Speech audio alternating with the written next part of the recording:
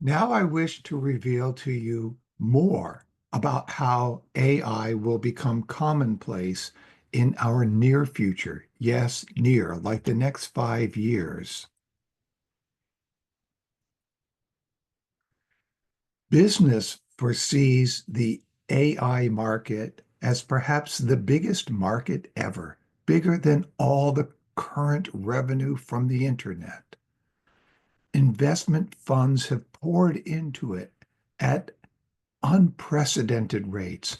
Artificial general intelligence, known as AGI, is coming in 5 to 10 years. What is AGI? It is when an AI machine has intelligence at the human level. The winners in AGI will become very wealthy. It appears that these wealthy will be the subset of the currently wealthy ones. Countries will likely make this race into a patriotic one because the competition, especially between the United States of America and China, will be fierce but massively rewarding economically. With such competition, will safety, morality, and so forth take a back seat to economic superiority? Many, like Tristan Harris at the Center for Humane Technology, have called for a non-proliferation treaty, just as we eventually had for nuclear weapon testing. Again, will competition or morality win out? How can we get East and West to agree on development and deployment rules? Is this end inevitable, or is it just way difficult? Let's look at what AI and AGI will be able to do in these next 5 years. Elon Musk forecasts a near future where AI will be handling most existing jobs. Thus, due to widespread automation and AI, humans will need high universal basic income. Bill Gates claimed that teachers and even doctors could be largely replaced within 10 years, and humans won't be needed for most things. We need to realize now how important social threefolding is for AI will augment each human job such that there will be a 4-to-1 reduction in workforce, and this will be happening over the next 5 years. And these will be mostly white collar jobs. Yes, the blue collar jobs will be greatly reduced as most of the future manufacturing jobs will be operated by robotics. In his first address, the new Pope, Pope Leo XIV, identified artificial intelligence as one of the main issues facing humanity, saying it poses challenges to defending human dignity, justice, and labor. In years past, my gardens at this time of year were covered with pollinators. Because my neighbors use pesticides, I no longer see honeybees. What happens if we replace the honeybee? Using such artificial bees, we might still achieve pollination, but we'll lose honey. For this comes via the regurgitation by the foraging bee when she returns to the hive. What else might be lost? From spiritual science, we learn that the concept of the hive will be a state achievable by future human society, far future. Without this example concept in nature, will we lose the ability to achieve this social structure in the future? Where will job cuts come? In all industries, even tech? Yes. AI already is writing most of the code now being released. There will be a few new jobs, jobs where one is taking care of robots, but eventually robots will be taking care of robots. What kind of jobs will there be 5 years from now? If you felt inspired to compete for one in that future time, how might you prep for its job interview? Likely, one's coach at that time will be an AI tool. When you go for the interview, likely you'll be online speaking with a robot who will screen the hundreds or thousands of applicants down to the best five from which the hiring manager will pick one. Let's assume that's a human. Actually, this is already happening. We should also ask, with universal basic income given to everyone, what might happen to one's motivation to have a job? Long ago, most jobs revolved around the farms. Today, migrant workers are still needed to harvest crops. Tractors and other machines have long changed the life of a farmer. Now, the life of the farm itself will drastically change. AI will know how and when to plant, weed, and harvest. The farmer of the future might not need to wake at the crack of dawn anymore. Already, we have machines that can harvest 90 tons of fruit per day. Already, over 90% of the work in automobile factories is done by machines. More than 60% of blue-collar work today is done by machines. This will grow to 90% or more in the next 5 years. With so few workers needed, it is much easier now for a company to relocate their manufacturing back to the US. In January of last year, a survey of over 1,400 business executives found that 66% were ambivalent or outright dissatisfied with their organization's progress on AI and Gen AI so far. The top issue corporate bosses cited was AI's lack of talent and skills. It's a problem that evidently hasn't improved over the year.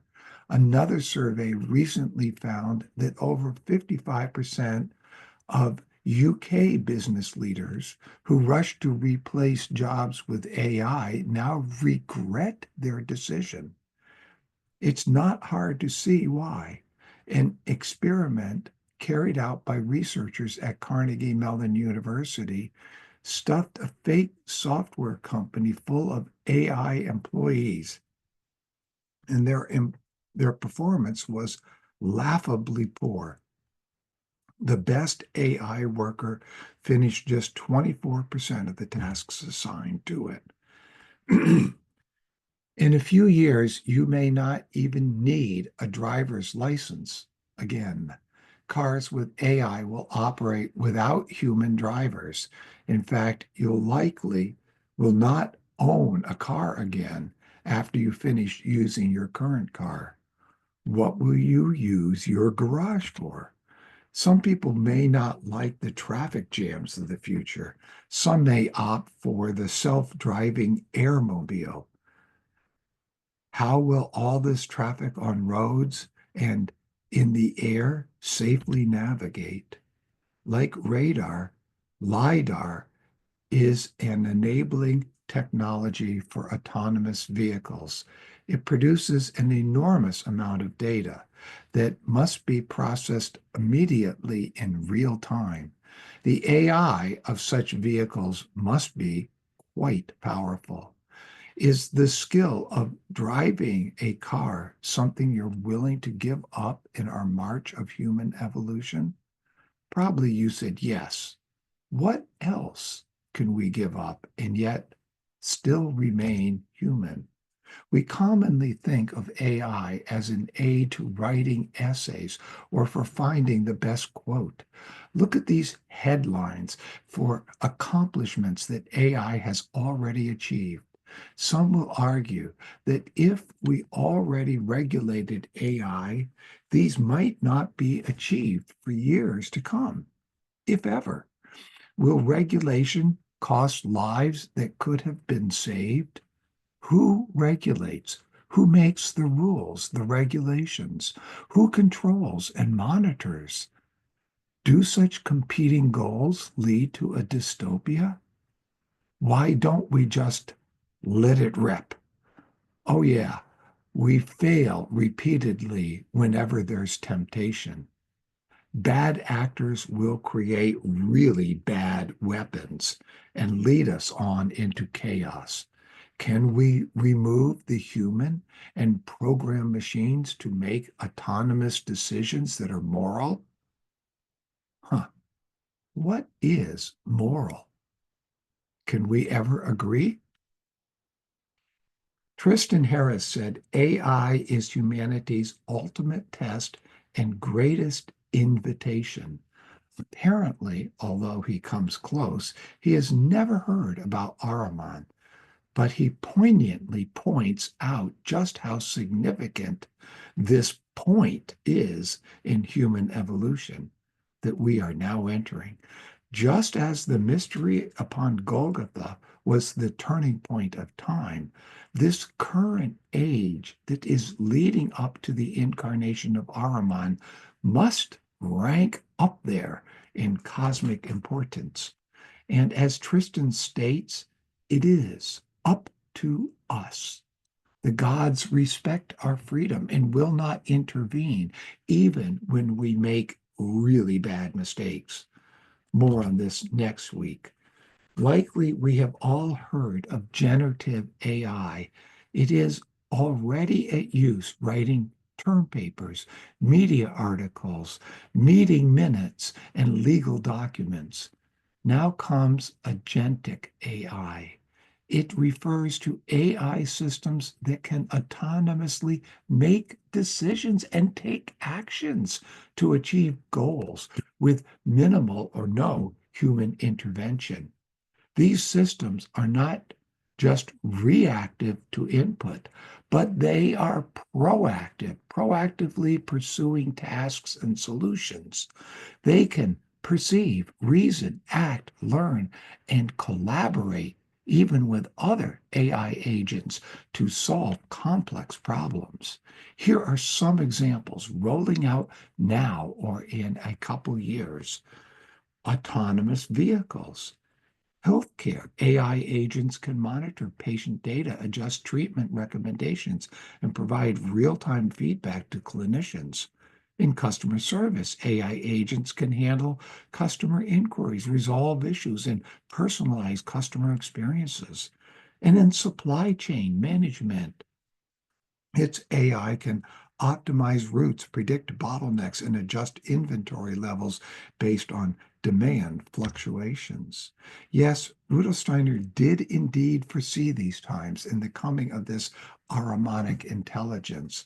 On the 24th of April, 1922, while in London, he said, quote, "It is of the first importance that there should be in this present time a certain number of people who know where man stands in his spiritual evolution and know also what must be our next step if civilization is not to go completely under.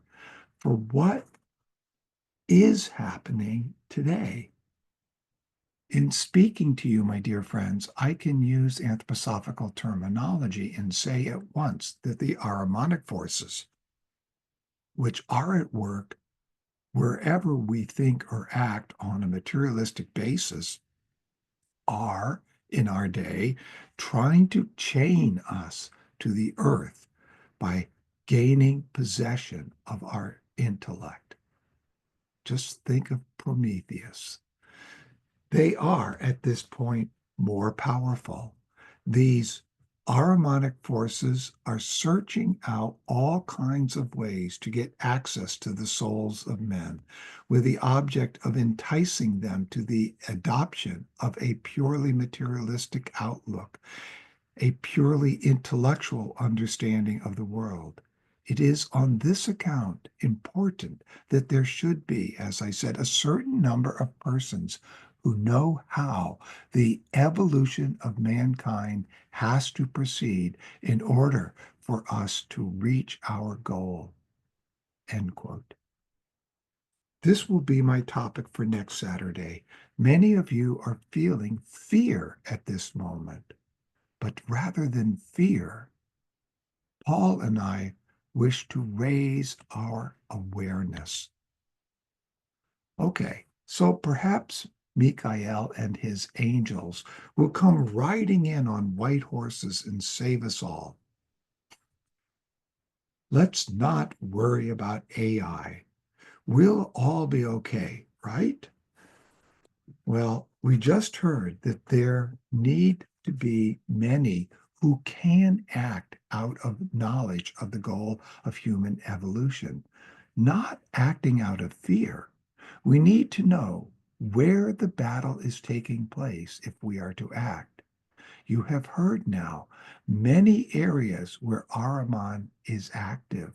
It is not so much that machines with AI are entering life, but that our inability to adjust so that the human soul, that is, the consciousness soul, can meet its proper evolutionary challenges.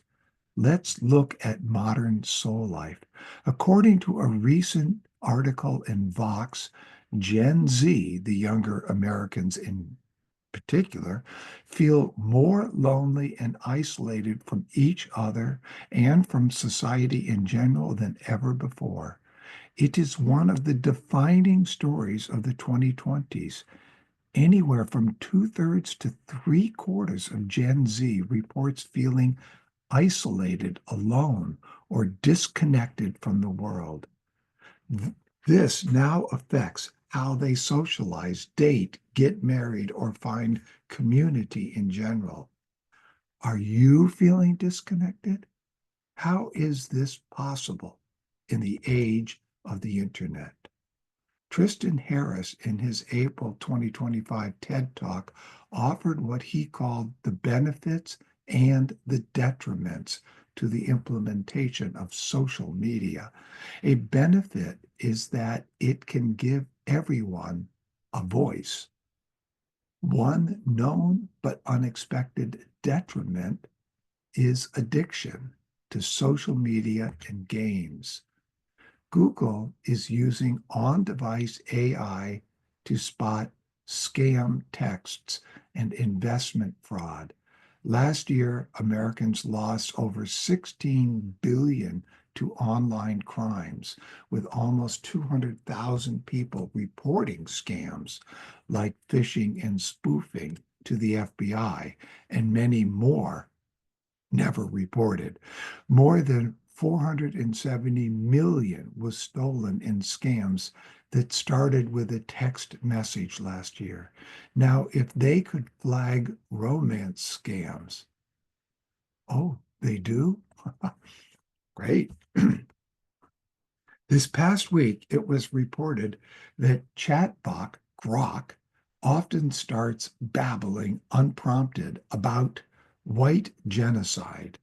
One example, when a person asked Grok how many times HBO's streaming service has changed its name, Grok replied correctly, HBO's streaming service has changed names twice since 2000, and so forth and so on.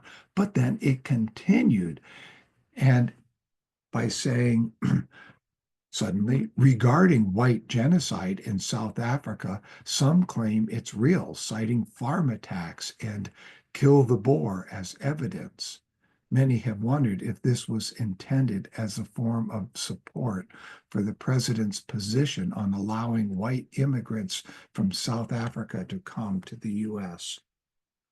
How has social media and smartphones affected the adolescents who grew up with it? It has resulted in an unprecedented mental health crisis. Religiosity and spirituality are becoming less taboo among Gen Z. This seems to be part of their countercultural status quo. It might seem odd to think of religion as countercultural, But at least for many of the youngest Americans, their parents popularized a religious disaffiliation, and this could be said to be their response. Younger people have begun to question political and secular institutions and conventional political parties and leaders. Perhaps they are looking for anthroposophy. When one looked into any church in the early 2000s, the attendees were mostly women. Yet young women are now leaving American churches en masse. Research from the American Enterprise Institute Survey Center on American Life showed the reason is largely because of what these churches teach about the roles of women in religious institutions, the sexual abuse, gender equality as well or inequality, as well as the political leanings of their parents' church. What are they now seeking? Research says equality, freedom, and sisterhood. Hmm, sounds like social threefolding. Privacy has become a huge issue. Can your smartphone and home security system be used by the government to spy on you? Are you concerned that Alexa might be listening to you full time? Maybe she is reporting you right now to the authorities. Well, for those worried about privacy, Meta has a new AI. Humor alert. Instead of the female voice Alexa, it has a male voice. It responds to the name Alex. And as a typical guy, Alex never listens. So your privacy is safe with Alex. Just kidding. During the 1980s, the idea of a healthy balance in work life emerged. It had been a hippie concept in the early 70s, I know, that eventually found its way into the business world. You can find many articles today reminding us that with the internet and email and Zoom and all, one can easily allow the workday to extend from 8 hours to 10 to 12 and even more. Will AI help us reestablish this balance, or will it make it worse? Rudolf Steiner spoke about the need to balance Lucifer and Ahriman. Might that play into this or other balances that we need to maintain for our human health? The workplace once offered us a social scene as well. People wore business attire to their jobs.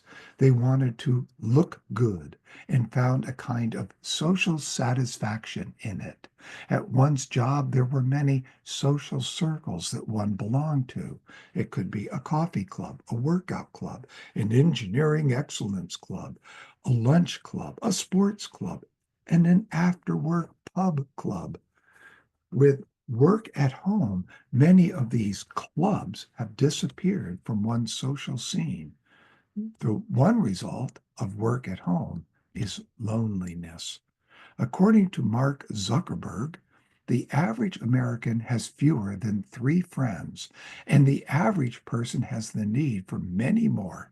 He guessed that desired number of friends is around 15. Yet instead of promoting new connections with real souls, Zuck wants to fake that experience with technology. The movie Her might be his inspiration. Will faked empathy erode the real thing? After artificial intelligence, will the next thing be artificial soul? Can heartless Ahriman fake empathy and soul warmth? Perhaps he could with human help. Mark Zuckerberg also wants you to have not only AI friends, but also an AI therapist and AI business agents and many more. In Zuckerberg's vision for a new digital future, AI friends will outnumber human companions, and chatbot experiences will supplant real therapists. AI will play a central role in the human experience. Here's an example. You go for a doctor's office visit in this future. Well, perhaps you never leave home. You won't actually know if the doctor is a real human or an AI generated image of a doctor. You'll be examined and assessed by this AI doctor. Your prescriptions will be renewed and delivered later that same day. After your doctor's appointment, you'll feel happy and creative. Let's make some music. You'll say, "Hey," to your AI companion. "Here is the theme for the second movement of my In the Work symphony. Fill out the music sheets for this with emphasis on the percussion and horn sections." Or perhaps you were feeling inspired from this to create a TV show based on a Netflix episode you saw recently. You say, "Hey," whatever your AI agent name is, "here is the climax scene for the next episode in my drama, blah, blah, blah. Now write the script from waking up in the morning with consternation about this event later in the day and continue the script through office lunchtime and include a foreshadowing there to this climax scene, which should happen at dinner with my boyfriend. Include all of our usual characters in the office scenes." And thought. May I suggest that what is coming is a demand for the development of the sense of ego and the word.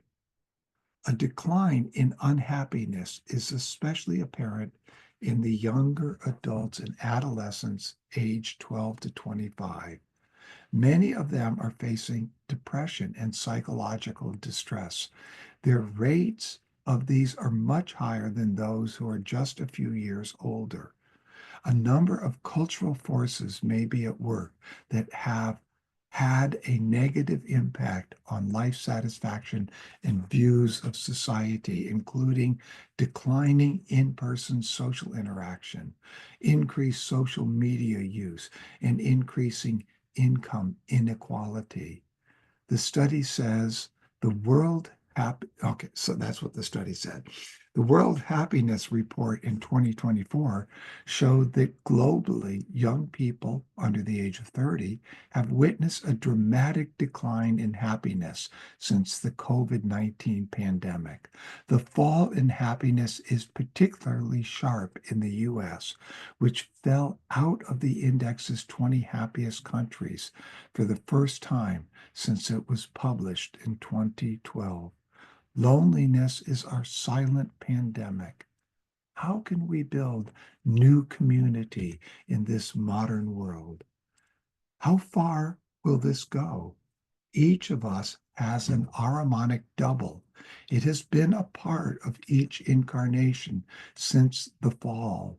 It joins our soul in the physical body before birth, and it remains with us throughout our life until just before death. This double has become especially powerful in this age.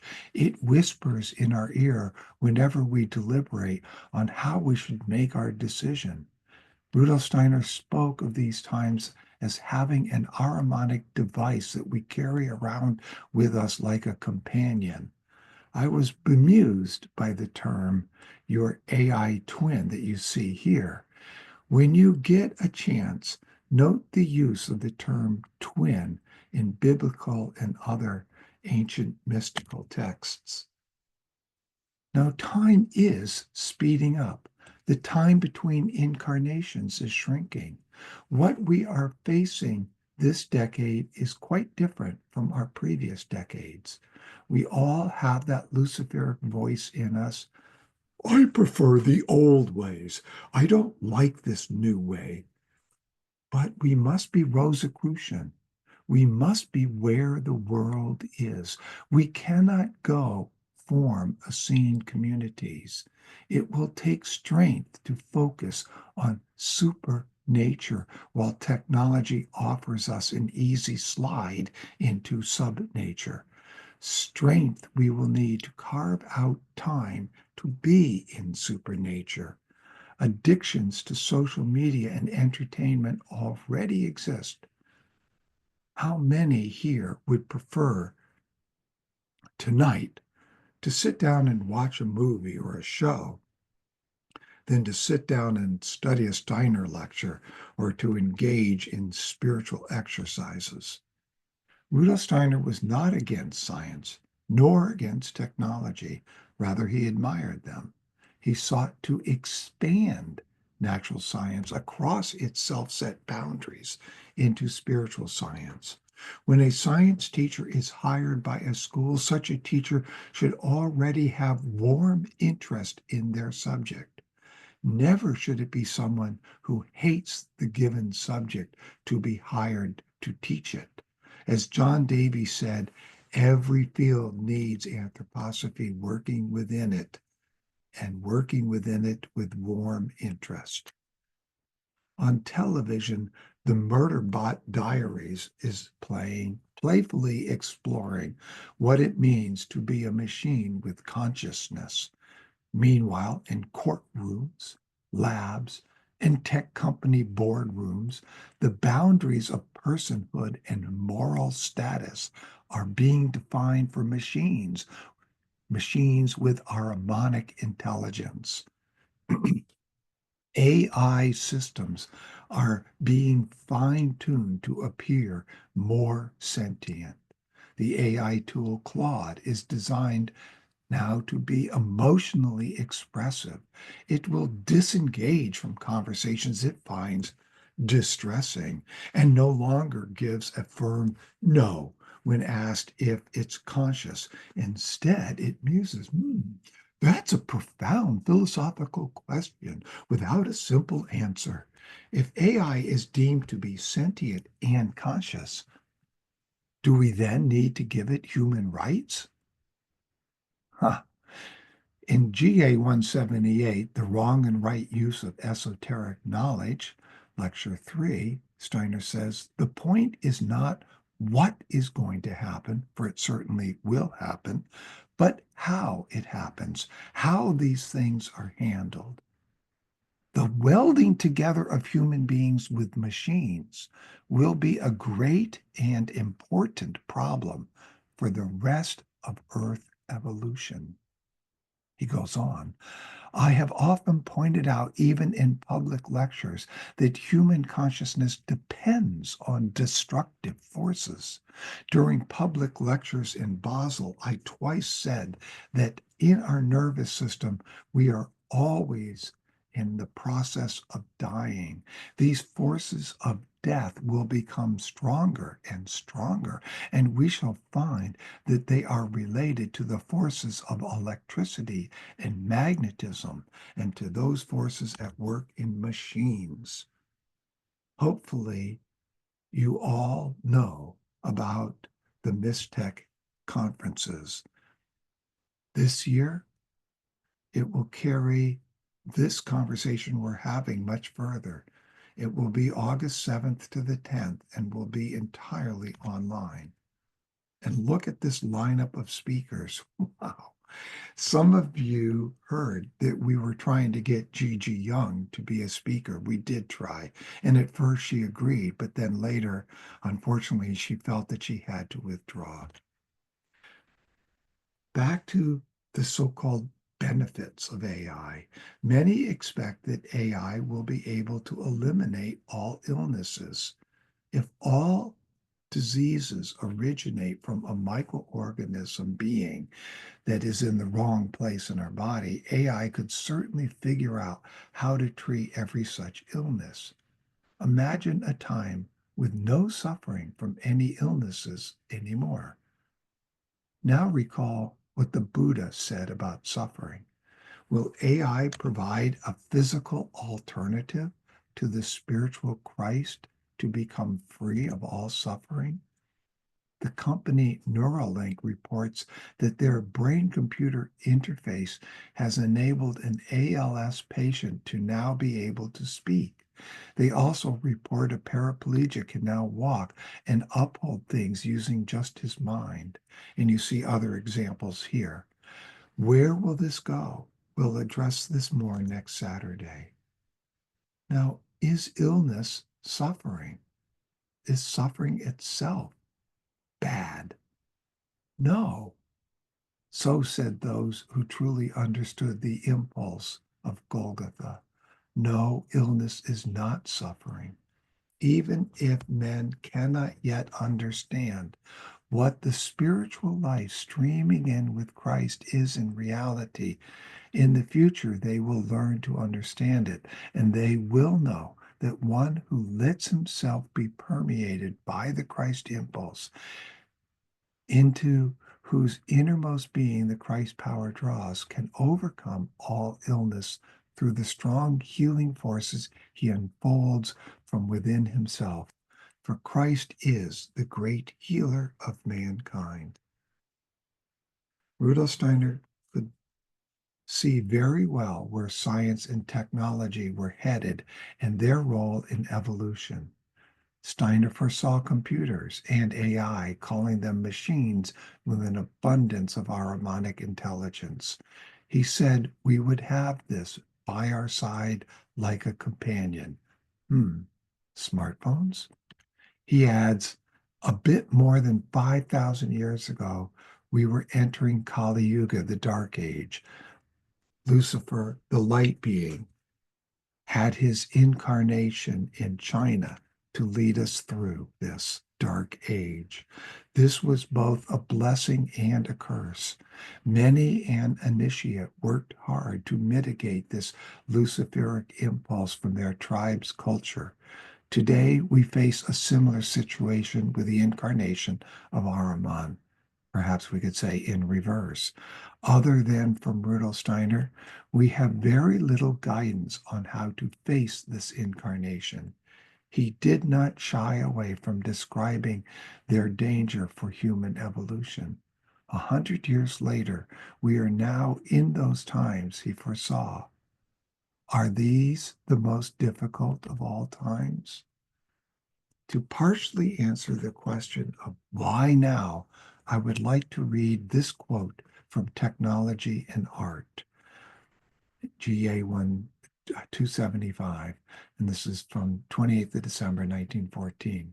What I mean by this spiritual arrogance is that someone may say to himself, I must guard against exposing my own body to these destructive forces. I must strictly protect myself from all influences of modern life.